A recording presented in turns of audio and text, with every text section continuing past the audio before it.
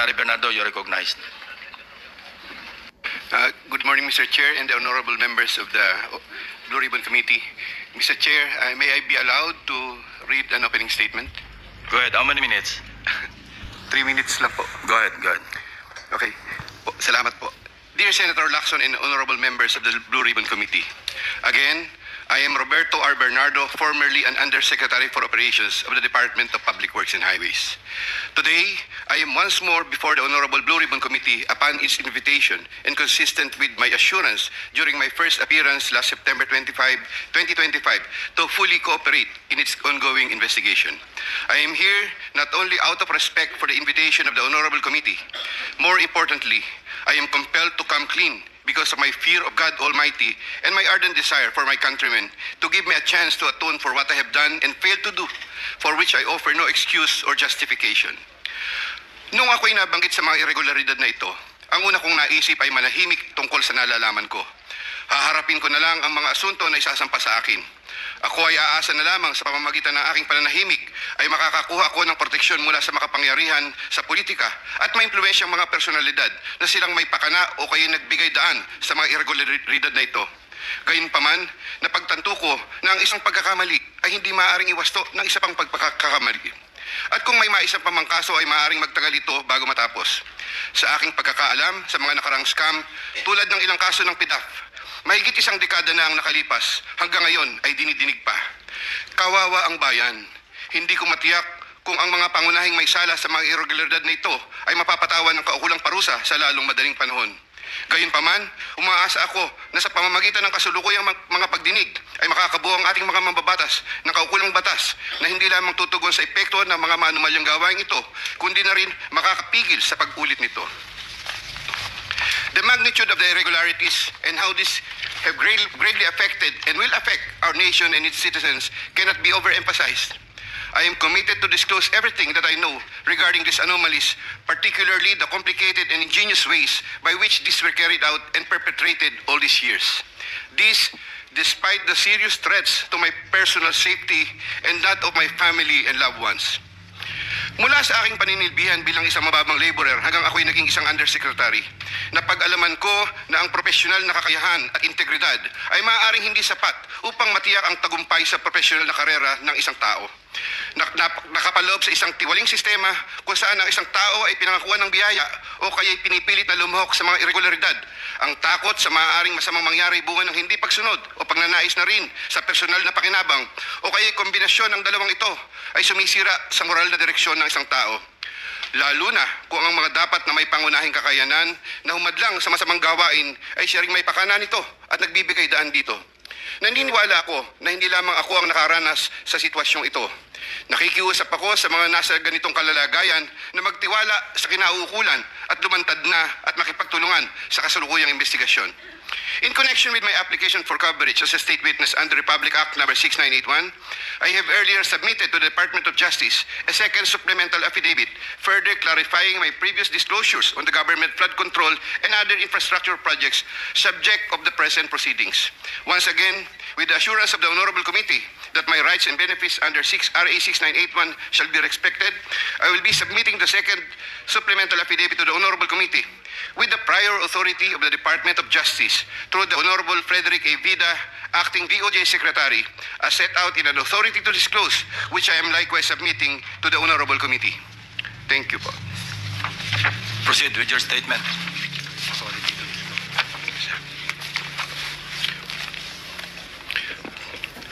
Second supplemental affidavit. I, Roberto R. Bernardo, Filipino, of legal age and a resident of Malolo City, Bulacan, under oath, hereby depose and state. I am submitting this second supplemental affidavit consisted with my desire to set forth my knowledge about the irregularities in government flood control and other infrastructure projects, as well as to obtain peace of mind and preserve the truth. Among other factors, the contents of this second supplemental affidavit had to be violated by me by making reference to an assortment of personal notes and records, deep thinking, as well as confirming with persons certain details regarding the time, place, manner, and circumstances under which the events narrated here under occurred. Moreover, Owing to the passage of time and the fact that I am no longer part of the DPWH following my retirement in August 2025, the process of collecting facts and details had progressed slower than expected, contributing to the delay in the submission of this second supplemental affidavit. Also, I would like to make clear that while the facts narrated below are based on my direct personal knowledge and fortified by official DPWH records, the kickback scheme pertaining to the collection and handoff of the commitments to the relevant public officers occur practically without any paper trail. A statement of facts applicable to all. Over the decades that I worked for the DPWH, it has always been my philosophy to form good working relationships between and among my bosses and our superiors, inferiors and our subordinates, and other colleagues, even without the promise or expectation of a reward or personal advantage. I would rather troubleshoot problems than develop enemies and immediately address all concerns. I would do this so that I can effectively perform my duties and responsibilities under the DPWH. Unfortunately, this professional orientation of mine has forced me to compromising situations that include the matters narrated hereunder. I reiterate my deep remorse and guilt for what I have done, and I am now animated by an honest desire to help rectify the institutional defects in the systems and operations, not only of DPWH, but also other government agencies, and help in developing lasting and meaningful reforms. I can confirm, based on my personal knowledge, that in some form or another, and on various extents, based on current setup, each and every DPWH official, employee from top and down the line is buffeted with various avenues of corrupt acts and practices. This would include high-ranking members of the department, such as secretary, undersecretaries, assistant secretaries, regional directors, district engineers, bids and awards committee members, engineers, inspectors, and all the way down to laborers. This is also true for several top officials of other departments and or agencies, such as but not limited to the Department of Finance, Department of Environment and Natural Resources, Department of Health, Department of Education, Department of Agriculture, Department of Agrarian Reform, Department of Transportation, Philippine Charity Sweepstakes, Philippine Coconut Authority, etc. Moreover, I can confirm, based on my personal knowledge, that in some form or another, and on various extents, most proponents have their own designated contractors who will take on the projects for the former's benefit and advantage. Sometimes, other proponents would request me to suggest contractors for them who are known to me or referred to me by friends and other personalities. There are situations that national and local elected politicians would request me to source projects for them. If given more time and opportunity to review the records and confirm supporting facts, I may be able to particularize the details of these transactions and dealings. Senator Ramon Bong Revilla Jr. I have a close and friendly relationship with Senator Ramon Bong Revilla, and we go all the way back since the time of Amay Bisaya and Mayor Viseo, who first introduced me to the former legislator while I was still a district engineer in Laguna sometime in 2005 or 2006. We frequently meet in important social gatherings. Senator Revilla later on became a godparent of two of my daughters, while I became a godparent to one of his children. When Senator Revilla was incarcerated, I visited him several times at the PNP Custodial Center at Camp Crame. Because of our close relationship, Senator Revilla had asked me for assistance on several matters which I can no longer exactly recall at the moment because this happened a long time ago, and I presently don't have records to help me reconstruct the events. Sometime in the third quarter of 2024, Senator Revilla and I met where he asked me for a list of projects for funding, ostensibly to help him in his national campaign. When Senator Revilla asked me about the percentage of the commitment, I suggested either 20 or 25, to which Senator Revilla said 25%. Soon thereafter, also in the third quarter of 2024, I asked then District Engineer Henry Alcantara to prepare a list of projects, which he subsequently gave to me. The said projects are enumerated in a list here to attach as Annex A. Moreover, still in the third quarter of 2024, I also asked the District Engineer, but later Regional Director for NCR, Engineer Gerard Opalencia, to prepare a list of projects, which he subsequently gave to me. The said projects are enumerated in a list here to attach as Annex B. I had the list of projects totaling 1.5 billion submitted by Engineer Henry and Engineer Gerard, consolidated in one sheet of paper, and gave the same to Senator Villa in the third quarter of 2024. With respect to the projects under the NEP and HGAB, I followed this up with Secretary Manny Bonoan upon request of Senator Villa, who would also follow this up with Jose Cathy Cabral. The White House compound is the ancestral home of the Revillas with the large Blue Gate entrance at the time. sometime in the last quarter of 2024, Engineer Alcantara collected the 25% commitment of about 125 million and informed me that the same was ready for turnover through Engineer Gerard Opulencia. Engineer Gerard Opulencia told me that the 25% commitment was already loaded in my vehicle. After receipt of the 25% commitment, which were packed in 6 cardboard boxes, each containing at least 20 million, and 1 paper bag containing 5 million, I called up Senator Revilla to inform him the same is ready to be turned over to him. Sometime December 2024, probably the Monday after my receipt of the commitment, my driver and I went to the residence of Senator Revilla. Upon reaching the area, I tried calling Senator Revilla, but he was not answering my call, so I waited. After waiting for approximately 1 hour at a nearby gasoline station, we were finally allowed inside the compound by the guard. Once inside, we parked the vehicle, and shortly upon alighting, I saw Senator Revilla at the terrace. I walked over to Senator Revilla for a casual talk. While the boxes were being unloaded, Senator Revilla and I talked for about 20 to 25 minutes. I asked him, "Sen, bakit hindi ka nangangampanya?" Senator Bong replied, "Okay naman pare, maganda results ng survey. Relax muna." The personnel of Senator Revilla helped in unloading the boxes. After the delivery of the commitment, I headed back to Manila. Sometime late January or February 2025, in relation to a list of projects submitted by Engineer Gerard Opulencia, Senator Revilla called me to follow up on the status of the commitment. About a week later, sometime February 2025, I informed Senator Revilla that the same was ready for turnover. Before the start of the campaign period for national elective positions, I directed one of my aides to deliver commitment amounting to 250 million to the residence of Senator Revilla at the White House compound, Aguinaldo Highway, Bacoor, Cavite. Senator Nancy Binay. Carlin Yap Villa is the aide of Senator Nancy Binay, who transacted with me regarding the latter's projects and commitment. If I recall correctly, I first met Carlin in the year 2018 during the budget season at the Senate. Eventually, sometime 2019, Yusek Traigib Olivar, whom I knew very well, endorsed Carlin to me. From then on, Carlin would contact me directly to follow up the status of different matters. Sometime fourth quarter in 2022, Carlin, claiming to act on behalf of Senator Binay, asked my help for the transfer of an assistant district engineer in Mindanao to another district, a request which I endorsed to Sec Bunoan. Sometime during the third to fourth quarter of 2022, Carlin requested on behalf of Senator Binay for a list of projects worth around 1.882 billion with 12% commitment. The said projects are enumerated in a list here to attach as Annex C. I got 3% of 1.882 billion. I prepared a list of projects within my area of jurisdiction with the help of DPW's officials, but could not recall at this time exactly who among them gave me the list. But I can recall that it was Engineer Manny Bulusan who coordinated the collection of the commitment. Eventually, during the first quarter of 2023, the commitment was delivered to Carlin for Senator Binay in several tranches in Makati and Quezon City. But I could not recall at this time the details of the deliveries, but I undertake to submit additional information thereon. Sometime last quarter of 2023, Carlin again asked for Senator Binay a list of projects for inclusion and funding under the 2024 GAA, which I provided with the help of Engineer Gerard Opulencia and Engineer Henry Alcantara.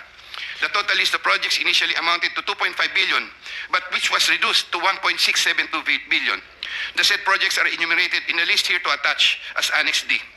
Apparently, some individual or group offered Senator Binay a higher amount of commitment of 15% instead of the previous 12% with a promise that the commitment would be released much earlier.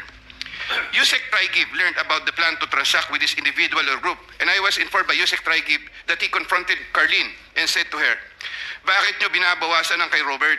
Siya din naman ang nilalapitan ng mga yan pagka nagkakaproblema." However, sometime later part of December 2023, Carlin called me and requested for a 50 million advance for Senator Binay's shoes for the holiday season because the individual or group was unable to deliver on their promise, and which I then helped to fix. Thereafter, Carlin told me that Senator Binay was expecting an increase in the commitment from 12 to 15%, which I agreed to fulfill.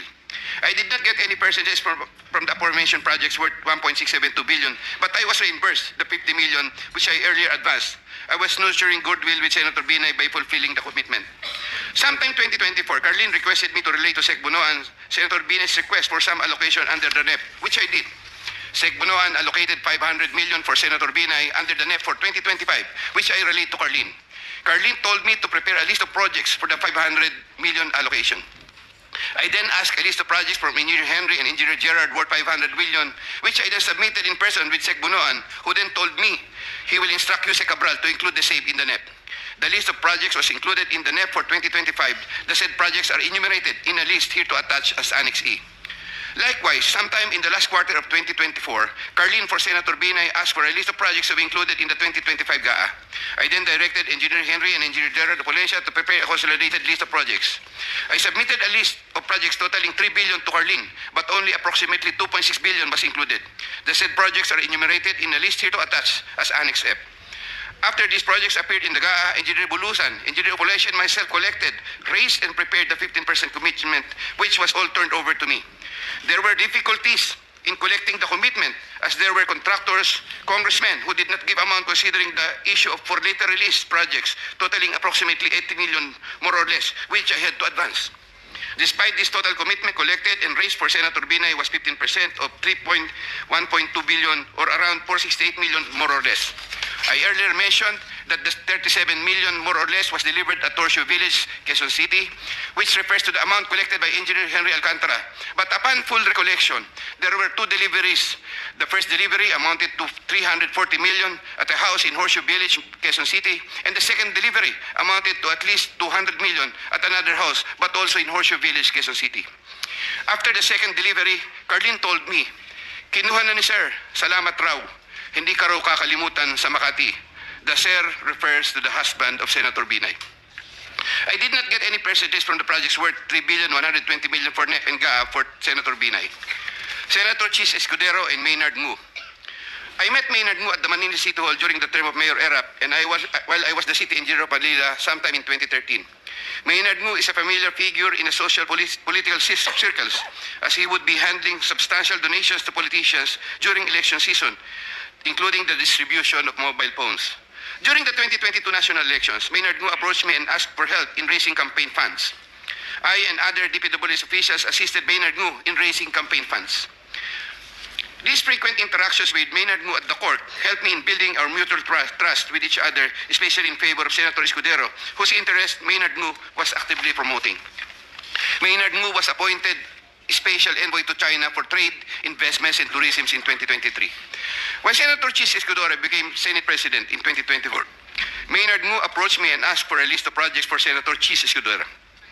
Thereafter, sometime in November 2024, I asked Engineer Opolencia to prepare a list of projects for Senator Chis Escudero following my conversation with Maynard Ngu. Thereafter, Engineer Opolencia submitted to me a list of projects for funding. The said projects are enumerated in a list here to attach as Annex G. For the projects located in Valenzuela, Engineer Opolencia, through District Engineer Ruel Umali, collected the money for the commitment for Senator Chis Escudero. He delivered the commitment at Diamond Hotel. We saw each other at the Diamond Hotel, and Engineer Opolencia told me, nasa inyo na po, boss. When I asked my driver to confirm, the driver told me, nasa akin na po, okay na po. For the projects located in Marinduque, Engineer Opolencia, through Regional Director Ryan Altea, collected the commitment for Senator Chis Escudero. He delivered to me the commitment at Diamond Hotel. Engineer Opolencia called me and said, "May papadala ako sa inyo ngayon. Sa iyo ngayon, dadalhin na lang po sa Diamond." Later, the driver told me, "Nasa akin na po, okay na po." Following a deep recollection of the facts and checking with public records, I can now confirm that in addition to the Valenzuela and Marinduque projects, Engineer Opolencia also provided the list of projects for Oriental Mindoro and Quezon City. The complete list of projects for Senator Chis Escudero is worth 1.4 billion with 20% commitment. The said projects are enumerated in a list here to attach as Annex H. Sometime early 2025, I made the first delivery of 160 million for Senator Chis Escudero at the Cherry Mobile Building at Maynard Ngu in Pasible Street, Manila. Thereafter, early 2025, I made the second delivery of 120 million for Senator Chis Escudero, also at the Cherry Mobile Building of Maynard Ngu. Senator Jinggoy Estrada. I have known Senator Jinggoy Ejercito Estrada since I met Senator Jinggoy Estrada through the social circles of Senator Bong Revilla. We usually had encounters during social gatherings of people in the movie industry. We developed a close relationship. Sometime in 2010, when I was Assistant Regional Director of DPWH Region 4A, Senator Jinggoy was backing me to become a Regional Director. When I failed to become a Regional Director, I applied for the position of City Engineer, and Senator Jinggoy was one of those who recommended me. When he was incarcerated, I would visit him, but sometimes together with then City Mayor Joseph Erap Estrada. Sometime in 2023, Senator Jinggoy requested Secretary Bunoan through me for projects worth 500 million. Secretary Bonoan agreed to give 450 million for the DPW's NCR building, which Yusek Cabral included in the NEP for 2024 with an 18% commitment for Senator Jinggoy. Senator Jinggoy called me sometime in the third quarter of 2024 and asked me to request the amount of 1 billion from Sec Bonoan. Senator Jinggoy said, "Tulungan mo na lang ako dyan kasi marami pa akong tutulungan sa eleksyon." I replied, "Okay na ba ang 25% Sen?" Sen Jinggoy responded, "Okay na ang 25%. I relayed to Sec Bonoan the request of Sen Jinggoy. The former then asked me to prepare a list of projects for the latter. In turn, I asked Engineer Gerard Opalencia for a list of projects. When Engineer Opalencia gave me the list, I gave it to Secretary Bonoan, who told me that he will give the same to Yusek Cabral and that the latter will take care of it. At the moment, I cannot locate the list or a copy thereof. Later on, I saw that some of these projects totaling 500 million and included in the list I gave to Sec Bonoan were listed in the NEP for that year. These projects, as appearing in the NEP, are enumerated in a list here to attach as Annex I hereof. Thereafter, Senator Jinggoy called me and asked me what happened to the difference of 500 million. I relayed this to Sec Bonoan. The latter replied that he will prioritize the matter as soon as there is available funding. Subsequently, I found out that the projects totaling 200 million were included in the SGAB for 2025. These projects, as appearing in the SGAB, are listed Annex J hereof. However, Senator Jinggoy called me again for the difference of 300 million to complete the 1 billion project value that was requested. During the BICAM, projects worth 750 million were again included in the projects to eventually form part of the 2025 GAA. The said projects are enumerated in a list here to attach as Annex K. The total budget for the projects which appeared in the 2025 GAA is approximately 1.45 billion, more or less. After Engineer Opalencia collected the 25% commitment, approximately 360 million, and delivered the same to Diamond Hotel in Manila. Thereafter, I tasked my driver to deliver the boxes to Sen Jinggoy at the Archaga building in San Juan City. Senator Jinggoy personally confirmed to me his receipt of the commitment and thanked me for the same. During the 2024 budget hearing for 2025 GAA, Engineer Alcantara informed me that Senator Jinggoy gave him funding amounting to 355 million for Bulacan First DEO and 500 million from other districts in Bulacan and requested that he, Engineer Alcantara, prepare lists of projects. The said projects are enumerated in a list here to attach as annexes L and L-1 respectively. Later on, sometime in the first quarter of 2025, Senator Jinggoy asked me to get the 25% commitment for the aforesaid list of projects from Engineer Alcantara. Engineer Alcantara then delivered to me the 25% commitment, approximately 213 million, which I delivered to Senator Jinggoy at the Archaga building in San Juan City. Senator Grace Poe. Sometime third quarter of 2024, J.Y. De La Rosa, a staff of Senator Grace Poe, requested Sec Bonoan, through me, if Senator Grace Poe can be accommodated in the DPW's NEP. Sec Bonoan told me there is a 500 million for Senator Grace Poe and instructed me to ask the Senator for a list of projects. J.Y. De La Rosa told me to coordinate the matter with Mrs. Patron, a contractor. Mrs. Patron told me to prepare the list. Upon my instructions, Engineer Gerard Opalencia submitted a consolidated list of the following projects, 1 in Laguna and 3 in NCR. These projects are indicated in the list here to attach as Annex M. Thereafter, the list of projects was included in the NEP by Sec Bonoan through Yusek Cabral. Later on, the said projects appeared in the GAA for 2025. There was a 20% commitment collected for Senator Grace Poe. Mrs. Patron, a contractor, collected the commitment for Sen Grace Poe at Diamond Hotel from one of my aides. Congresswoman Mary Mitzi Mitz Kahayon Uy. There were projects released in Congresswoman Kahayon Uy's congressional district, which I facilitated. I submitted projects being proposed by her to proponents for funding, the details of which I am still verifying and confirming at the moment. Congressman Flerida Robes. There were also projects released in Congresswoman Flerida Robes' congressional district, which I facilitated. I submitted projects being proposed by her to proponents for funding, the details of which I'm still verifying and confirming at the moment. Congressman Zaldico. In addition to my statements in my affidavit dated 25 of September 2025, I was told by Engineer Alcantara, Congressman Zaldi would from time to time deal also with Engineers Gerard Pacanan, Gerard Opalencia, and Danny Villa. There were times Engineer Gerard Pacanan and Gerard Opalencia would give me certain amounts, supposedly from Congressman Zaldico. Yusek Traigib Olivar of David. In addition to my statements in my affidavit dated 25 of September 2025, I wish to add that I have known Yusek Traigib as early as 2010 when he was still a staff of Senator Bong Revilla. He is a common figure in budget deliberation hearings and by reason of which I had interacted with him on multiple occasions. Yusek Traiguib then worked under the office of Senator Edgardo Angara and then later worked under the office of Senator Sani Angara. When Senator Sani Angara became a chairman of finance, Yusek Traiguib and I would have several interactions as part of our work in budget preparations. When Senator Revilla was incarcerated with Senator Jingoy Estrada, Yusek Traiguib and I would frequently call each other so we can help look after the welfare of concerns of Senator Revilla, whom I visited several times with Senator Jingoy Estrada while they were in detention. Aside from the details I had earlier mentioned in my affidavit dated 25 of September 2025, Yusek Traiguib and I also had transactions concerning Senator Angara between 2019 and 2024, where Yusek Traiguib received deliveries representing 12% of the projects of Senator Sani Angara, while the latter was chairman of finance. As I previously mentioned in my affidavit dated 25 of September 2025, Yusek Olivar and I discussed the program appropriations supposedly for the Office of the Executive Secretary. Thereafter, DPWH received a special allotment release order, which included projects worth 2.85 billion. The contract IDs for the projects worth 2.85 billion covered by the said SARO can be secured from the records of DPWH Regional Office for Region 3 and the 1st District Engineering Office of Bulacan. Moreover, in the program allocation for 2025, there could have been an additional 12 billion more or less funding, which I am verifying and confirming at the moment. DPWH Secretary Mark Villar and Yusek Cabral. I was appointed Assistant Secretary of DPWH by former President Rodrigo Duterte in 2016 during the term of DPWH Secretary Mark Villar. As Assistant Secretary for Operations, I was assigned over the Visayas regions. While I was Assistant Secretary for Operations, I was introduced to Carlo Aguilar, a cousin of Mark Villar. Yusek Cabral was already the Undersecretary for Planning Service when I became Assistant Secretary. As Undersecretary for Planning Service, Yusek Cabral was working closely with Sec Mark Villar for the allocation, listing, and budgeting of all the DPWH infrastructure projects. While I was Assistant Secretary, I was also later designated as Chairman of the Central Bids and Awards Committee, Central BAC.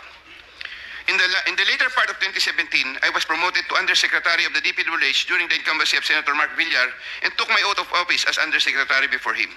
In the first quarter of 2018, I was designated as Undersecretary for Operations for NCR, 4B, and the 3 Visayas regions. Upon my request, I was replaced as Chairman Central BAC sometime in February 2020 because of political intrigues, as I was reportedly siding with then City of Manila Mayor Isko Moreno, who was vocal against then President Rodrigo Duterte. All of this time, the funding of all projects was cleared through Yusek Cabral for approval by Sec Mark Villar. From time to time, Yusek Cabral would ask me to submit detailed list of projects with regards to lump sum fund allocations of DPWH, which list she sometimes would approve herself or forward to Sec Mark Villar for approval. Among others, this included EDSA and other major roads, project allocations, maintenance of creeks and waterways, etc. The commission for these approved projects was 10% and divided as follows: 50% to Carlo Aguilar, presumably for Sec Mark Villar, 25% Yusek Cabral, 25% for myself. Undersecretary Maria Catalina E. Cabral.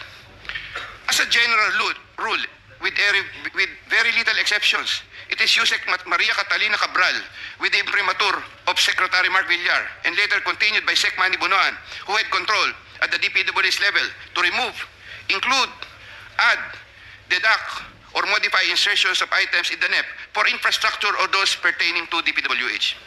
Yusek Cabral would tell me that she would communicate and meet legislators to inform them of the amount of their allocations and ask them for titles of projects that they want to include in the DPWH budget.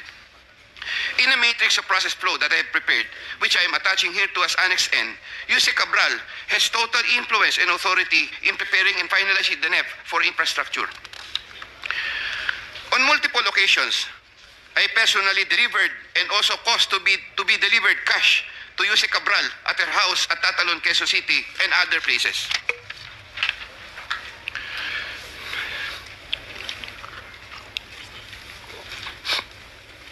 DPWH Secretary Manuel Bunoan. DPWH Secretary Manuel Bunoan is a long-time DPWH official who has held top positions through different administrations. I look up to Sec Bunoan and consider him as a mentor. I treasure his guidance and friendship over the years. Prior to Sec Bunoan's assumption as Secretary of DPWH, I was the Undersecretary for Operations and Planning for NCR, Visayas, having assumed the said position in 2018. Unlike during the time of Sec Mark Villar, when I was not given much task, even removed as back chairman, and had very limited operational functions during the COVID pandemic period, Sec Bonoan entrusted me with more operational functions and let me work more closely with Jose Cabral. Sometime in 2022, Sec Bonoan directed me to submit a list of projects for possible inclusion in the NEP for fiscal year 2023 worth around 450 million. Without question and delay, I asked Bulacan First DEO for a list of projects for funding. Thereafter, Engineer Alcantara submitted to me a list of projects for funding under the NEP. Those projects are indicated in the list here to attach as Annex O. In compliance with this order, I forwarded the list to Sec Bonoan. He told me that Undersecretary for Planning Maria Catalina Cati Cabral shall facilitate and ensure the inclusion of these projects in the NEP. Engineer Alcantara gave the 10% of the value of the projects. Similarly, in 2023, Sec Bonoan directed me to submit a list of projects for possible inclusion in the NEP for fiscal year 2024 worth around 150 million. Again, without question and delay, I asked Bulacan First DEO for a list of projects for funding. Thereafter, Engineer Alcantara submitted to me a list of projects for funding under the NEP. Those projects are indicated in the list here to attach as Annex P. In compliance with this order, I forwarded the list to Sec Bonoan. In compliance with this order, I forwarded the list to Sec Bonoan. Sec Bonoan said that Jose Cabral shall again facilitate and ensure the inclusion of these projects in the NEP. Engineer Alcantara gave 15% of the value of the projects. Also in the year 2024, Sec Bonoan also directed me to submit a list of projects for possible inclusion in the NEP for fiscal year 2025 for the amount of 900 million. I asked Bulacan First DEO for a list of projects for funding. Thereafter, Engineer Alcantara submitted to me a list of projects for funding under the NEP. Those projects are indicated in the list here to attach as Annex Q. In compliance with this order, I forwarded the list to Sec Bonoan. Sec Bonoan said that Jose Cabral shall again facilitate and ensure the inclusion of these projects in the NEP. Engineer Alcantara gave 20% of the value of the projects. With respect to the commitments collected by Engineer Alcantara narrated above, Secretary Bonoan and I received a percentage. In many instances during budget deliberations, I was tasked by Sec Bonoan to talk to legislators over their funding and other concerns, and to forward these concerns to Jose Cabral for action and resolution. Sec Bonoan and Jose Cabral. Every year, including years 2023, 2024, and 2025, Jose Cati Cabral apportions the budget ceiling for the DPW's allocable NEP among the districts according to the endorsed programs, activities, and projects. PAPs. Although she would make it appear that 100% allocable NEP had been apportioned, Jose Cati Cabral would reserve a substantial percentage of that allocable NEP for her and Sec Bonoan's preferred projects. Sec Manny Bonoan would from time to time ask me to take charge of part of his own reserve allocations. The value of the projects that I handled for Sec Bonoan was at least 5 billion per annum for the years 2023, 2024, and 2025 with an average of 15% commitment. Of this 15% average commitment, Sec Bonoan 75% usually would give of this 15% average commitment, Sec Bonoan 75% usually would give me 25% of the commitment, with the rest of the commitment shared between him and Jose Cati Cabral. Jose Cati Cabral herself took charge of her own reserve allocations. Once again, I humbly reserve the right to submit another supplementary affidavit if warranted in the premises. I attest to the truth of the foregoing statements based on my personal knowledge and authentic records. Mr. Chair, thank you.